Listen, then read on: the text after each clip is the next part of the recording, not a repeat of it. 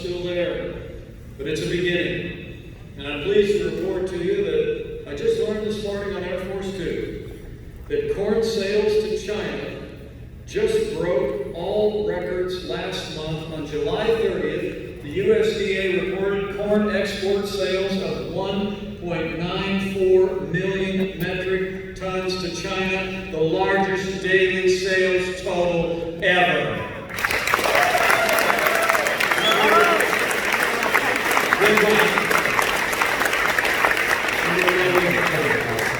In July alone, flash sales of U.S. soybeans also to China reached almost 3 million metric tons. The percent of U.S. agricultural exports that are going to China now are compared with the rest of the world.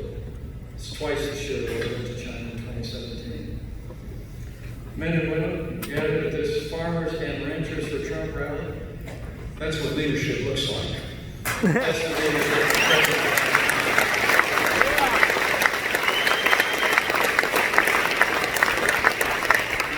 We're going to continue to stand firm with China until we level the playing field. Not just for American agriculture, but for American manufacturing and American workers. Because under this president and this administration, we always put America first.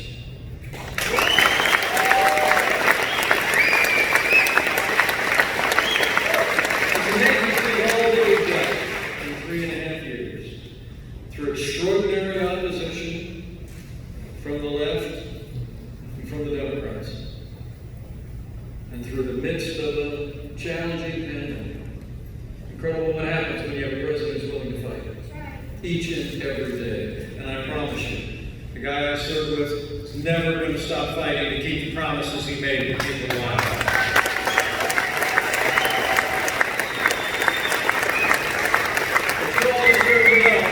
All the progress we've made is now at risk. My fellow Americans, we know we're passing through a time of testing, but soon we will come to a time for choosing. And that's something the people of Iowa know well. The choice in this election, as I said, has never been clearer. The stakes have never been higher. So I want to talk to you before I leave about what's at stake. Talk to you about the choice that our nation faces.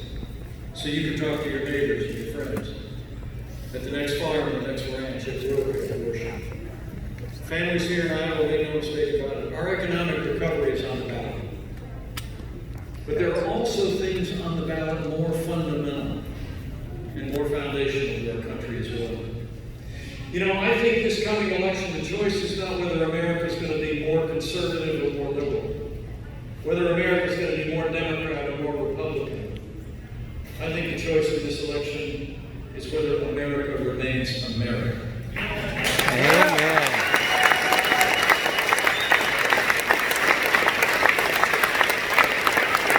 The choice in this election is whether we leave our children and grandchildren a country that's grounded on our highest ideals of freedom, free markets, and the inalienable right to life and liberty, or whether we'll leave to our children and grandchildren a country that's fundamentally transformed into something else. Truth is, we stand at the crossroads of freedom. Before us lie two paths, one based on the dignity and worth of every individual, and the other on the growing control of the state.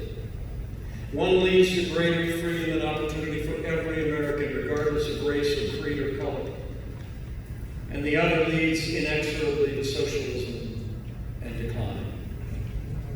And make no mistake about it, Joe Biden and Kamala Harris would set America on a path of socialism and decline, and we're not going to let it happen.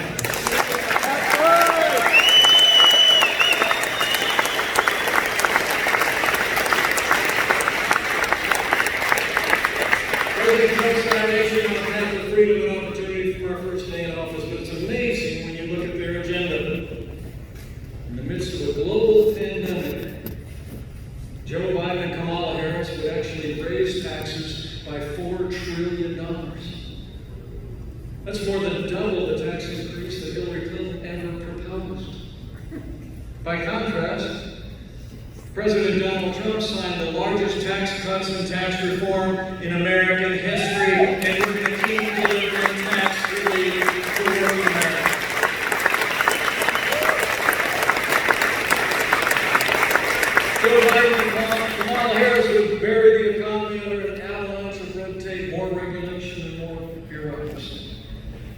In fact, the California senator that he named as his running mate this week said during her short campaign for president that Americans needed to be, and I quote, educated about the effect of our eating habits on our environment.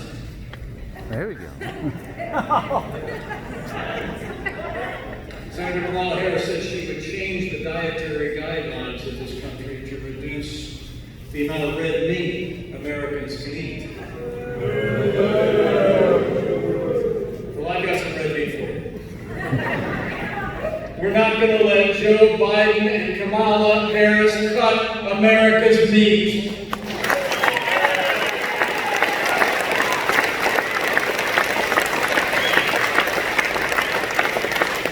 Joe Biden and Kamala Harris even have a $2 trillion plan to abolish fossil fuels. He wants to rejoin the Paris Climate Accord and implement his own version of the Green New Deal. I don't have to tell all of you. These radical left policies would devastate America's farmers and ranchers. By contrast, President Trump has put an all-of-the-above energy strategy on the table that's driving an American energy renaissance, and we're exporting energy to the world, and we're going to keep expanding. That's right.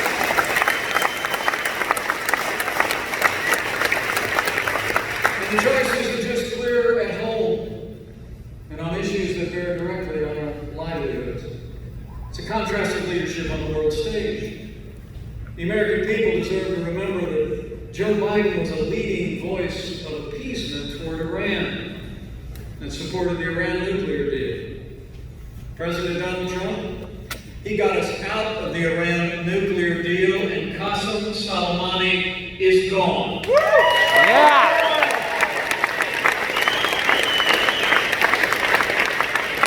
Before previous administrations made promises to America's most cherished ally, it was President Donald Trump who kept his promise when he moved the American embassy to Jerusalem, the capital of the state of Israel.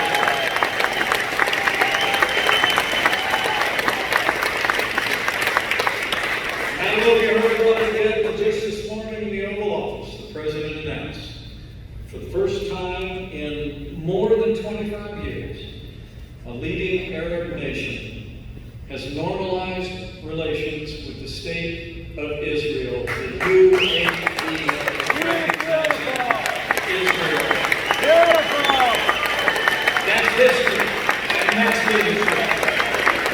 Beautiful! So this president has stood with our allies, and he stood up to our enemies. Closer to home, he's also stood with the men and women who serve in law enforcement every single day, and we always will. Yes!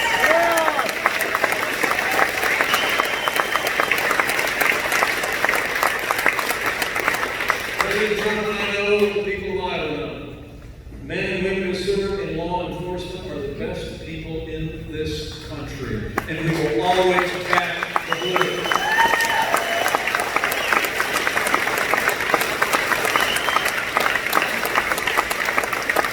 Joe Biden actually said that he believes that America is, in his words, and I quote, systemically racist. And that law enforcement has, again, I quote, an implicit bias against minorities. In fact, when Joe Biden was asked whether he would cut funding to law enforcement, he said, yes, absolutely. But let me make it very clear. On behalf of this president and this administration, we're not going to defund the police, not now.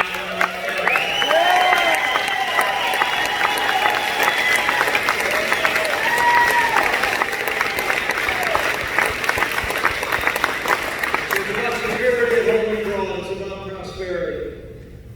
But ultimately, it's about the rule of law. Yes. When it comes to the rule of law, we all know that Joe Biden and Kamala Harris are going to be appointing activist judges to our courts who will legislate from the bench.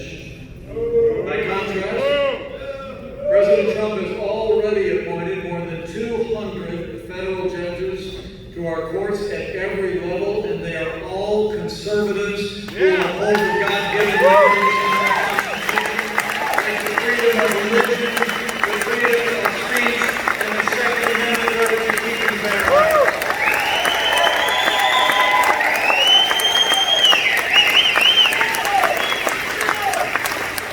And none of that would have been possible without the stalwart support of Iowa's two great senators.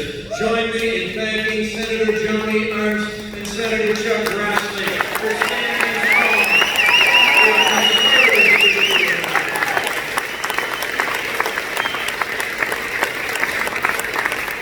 Throughout it all, I must tell you, I couldn't be more proud to serve as Vice President to the most pro-life president in American history.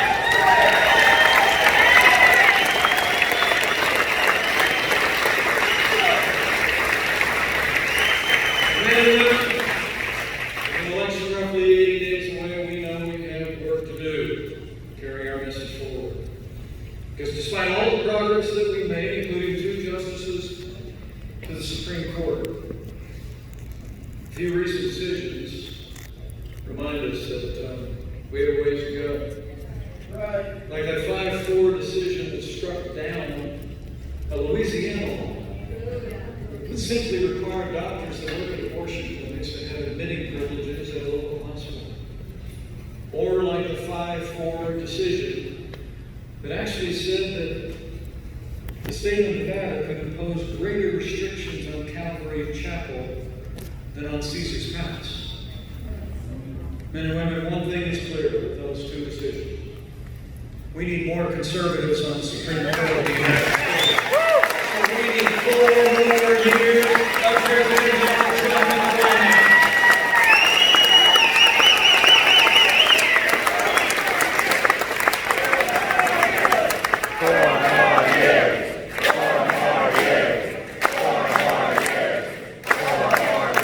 So for America's strength, American jobs, for law and order and liberties and life, we've got to decide right here and right now that Joe Biden will never be President of the United States. We're going to re-elect President.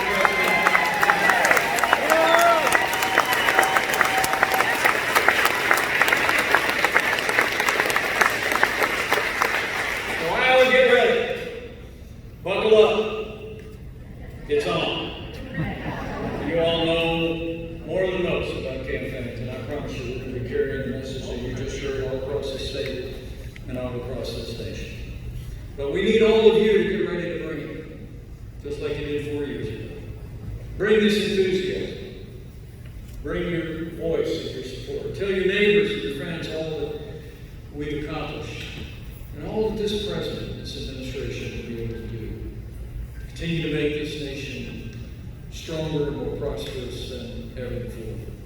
And continue to build an American future on all the ideals and values that made the nation great in the past.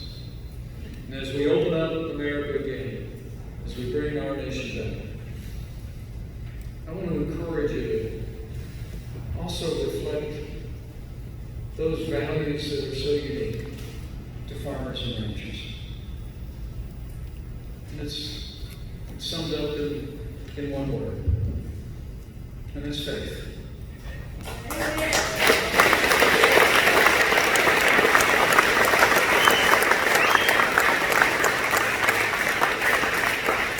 I woke up this morning and I just thought I'm going to be with some of the best people in this country, not just in this state.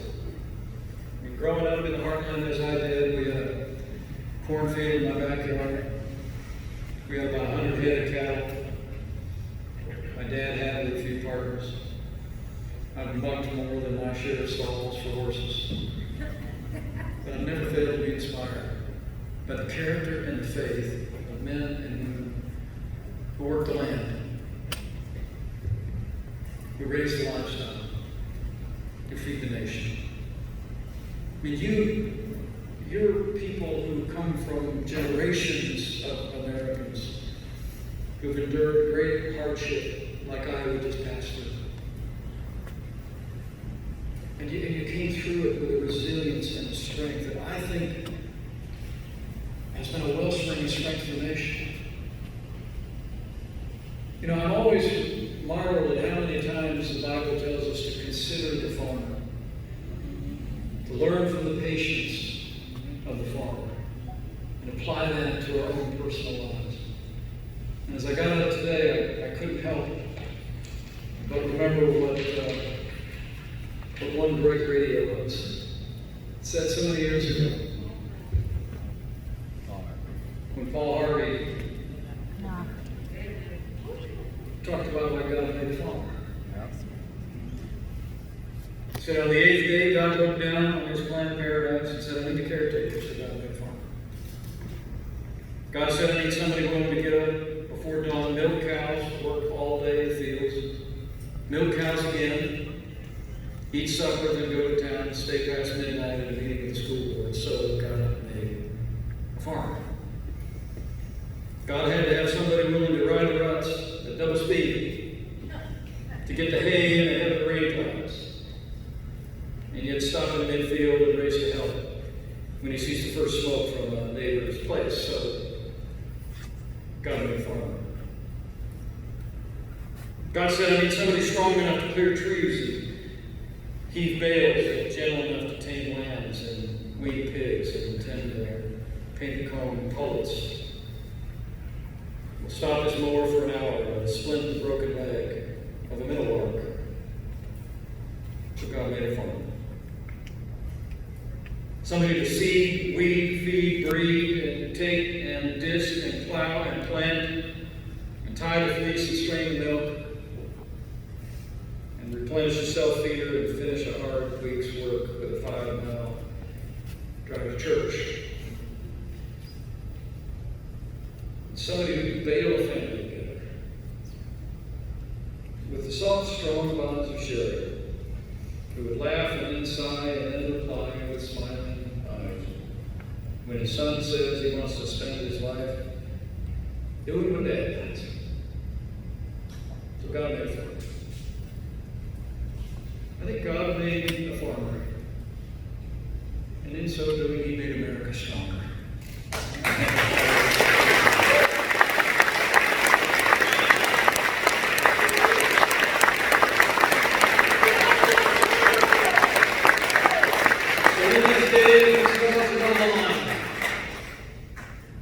When we have so much at stake in this election, I ask you to draw on that wellspring of strength.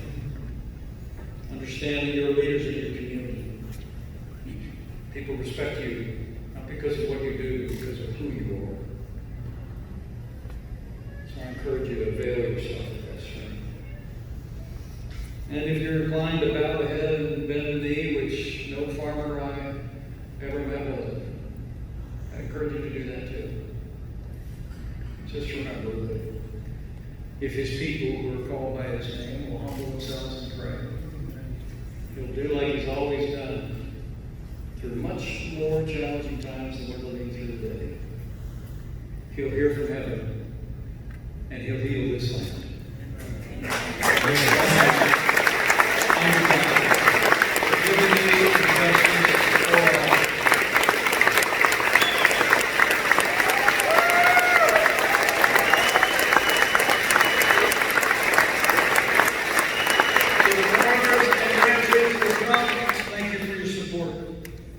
Absolutely convinced, if all of us do all that we need to do between now and November 3rd, with your support, with your example, with your voice, and with your prayers, we're going to re-elect this president for 4 more years. We're going to send Senator Joni Ernst back to Capitol Hill. We're going to elect 2 new great members of the United States House of Representatives in a new Republican majority.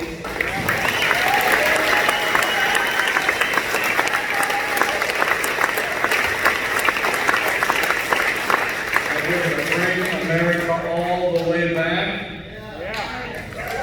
Because we're going to make America great again. Yes! Thank you very much.